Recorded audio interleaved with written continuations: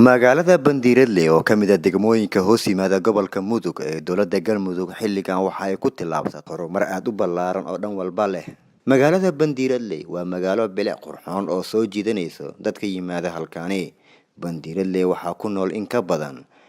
36,000 oo qoys oo dega gudaha magaalada iyo deegaanada kale u dhow halka qoysaska ku nool gudaha magaalada ay kor u dhaafayaan 10,500 oo qoys. magaalada xilligan waxaa ka socda dhismayaal aad u qurux badan oo dib u dhis ballaaran lagu sameeyay magaalada sida xarunta maamulka degmada oo aad loo dhisay. waxaa ku yaala isbitaalka guud ee magaalada oo ah mid aad u qalabeysan, sidoo kalena waxaa ku yaala iskuulo waxbarasho iyo xarumo dawli ah. booqasho aan ku tagnay magaalada Bandiiradle ayaa waxaan kula kulanay gudoomiyaha degmada Bandiiradle Mudane Cabdirasaaq Axmed Jaamac Dhalaweyn oo nooga warbixiyay xaaladda amni tan bulsho iyo guud ahaan horumarada ee xilligan ay ku tillaabsatay magaalada. waxa uu sheegay in dadka deegaanka wax badan ay ka qabteen magaalada in kalena ay u dhiman yihiin. waxa uu tilmaamay in ay kan maamul ahaan ay la dagaaleen in magaalada lagu arko wax isbaara ah.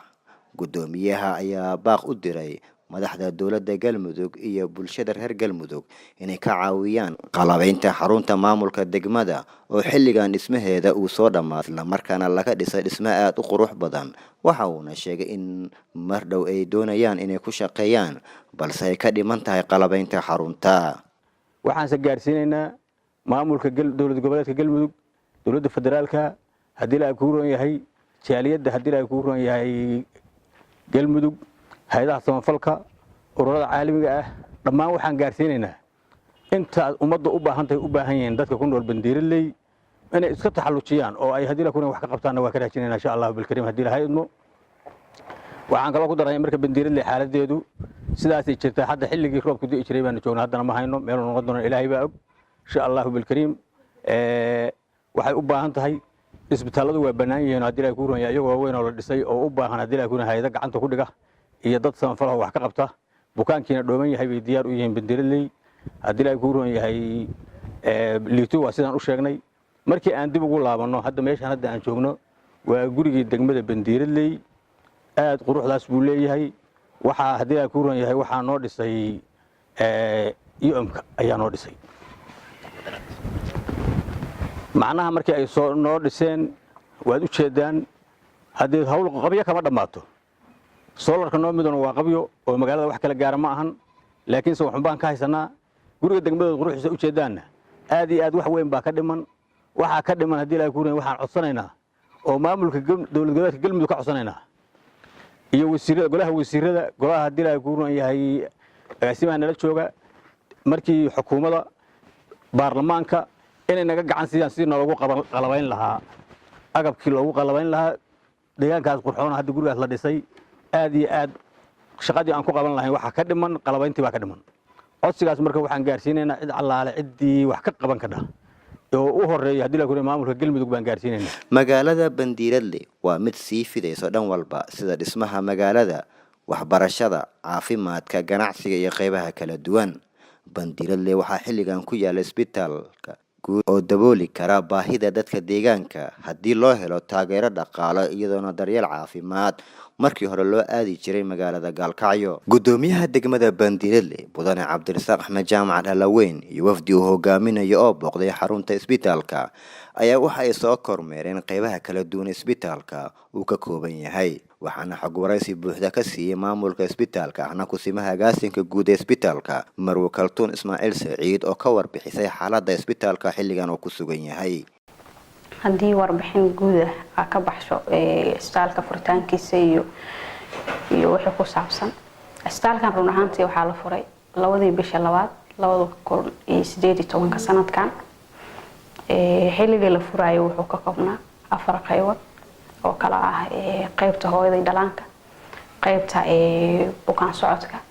iyo sidoo kale qaybta emergency-ga oo talagalna inaan ku qaabilno xaaladaha degdega sidoo kale qaybta shaybaarka. marka isbitaalkan furitaankiisa waxa gacan ka geystay ama iska kaashaday dhammaan jaaliyadaha reer Galmudug iyo shacabka reer Gaalkacyo iyo reer Bandiiradle. isbitaalkan wuxuu shaqeynayaa muddo ku dhawaad 8 bilood ah. 8daas bilood uu shaqeynayay waxa ka shaqeeya 20 shaqaale labaatanka shaqaale waxay isugu jiraan qaybo kala duwan 16 shaqaale kamid ah waa shaqaalaha caafimaadka oo isugu jira dhaqaatiir nurses iyo umulisooyin iyo 4 shaqaale oo ayagana ah isugu jira waardiye iyo shaqaalaha nadaafadda marka shaqaalahaas ka shaqeeya istaalka Bandiradley waxay ku shaqeeyaan si volunteer ah maadaama istaalka lagu furay si volunteer ah wax mushaar ay qaataan ma jiro istaalkaas intii bilood uu furnaa 8 bilood uu furnaa wuxuu shaqeynayay 24 saacadood dadka deegaankan Bandiradley iyo nawaaxigeeda waxay nasiib u yeesheen inay helaan isbitaal shaqeeya 24 saacadood iyo shaqaale heegan u ah 24 saacadood iyo wax kasta loo qabanayo haday ahaan lahayd numberka la jaranayo haday ahaan lahayd sheybaarka sidoo kale daawooyinka in lacag laan tahay even bukaan jiifka geesa kale waxaa ka warbixiyay xaaladda caafimaad bukaanada isbitaalka xilligan jiifo Dr. Liban Saciid Xaaji oo kamid ah dhaqaatiirta ka howlgashay isbitaalka oo sheegay in isbitaalka maalintii uu qaabili karo bukaano aad u badan oo ka kala yimaada gudaha magaalada iyo daafaheeda kiisaska qaabilo maalinkii waxa way bukaan socodka iyo emergency isbitaalku furayaan 24 saacadood maalinkii u badan tahay emergency isku jiraan dadka bukaan socodka laakiin isbitaalka deegaan badan ku xiran Bandiradley kaliya kama faa'iideysto deegaan badan ay leedahay Bandiradley emergency marka inta u bantaa waxay imaadaan habeenkii maalinkii iyo xilli malaayiga isbitaalka 4 saac u furan yahay ugu dambeyntii gudoomiyaha degmada Bandiradley ayaa ku baaqay in laga taageero wax ka qabashada isbitaalka maadaama xilligan ay socoto dhismo qayb cusub oo lagu daray isbitaalka ka oo baahi loo qabay kadib markii qaybtii hore u dhisnay ay ka fiweysay bukaanada xilligan isbitaalka yimaada waxa uu ku baaqay in qaybta saalada isbitaalka oo baahi aad u weyn loo qabo loo baahan yahay dhismaheeda xilligan socda in la qalabeeyo dadkan waad aragteen 24 saac emergency-gaas saalaan baa dadku ugu dhintaa meeshaan aad arkaysaan Bandiradley 36,000 oo ruux ayaa ku hareeraysan deegaamada ku hareeraysan oo Bandiradley hoos yimaadana 35 barood baa hoos timaada meesha hadda aan joogno oo ay u tahay muhiim 35 barood iyo Bandiradley oo lagu daraa waxay nafta ula cariiri jireen kaalkacyo haddii ay halkaan helaan way ka badbaadayaan kaalkacyo intaasoo ruux baa ku sii dhiman jirtay dhabaha dhexe halkaan xilligu haslo 24 saac isbitaalkan waa furan yahay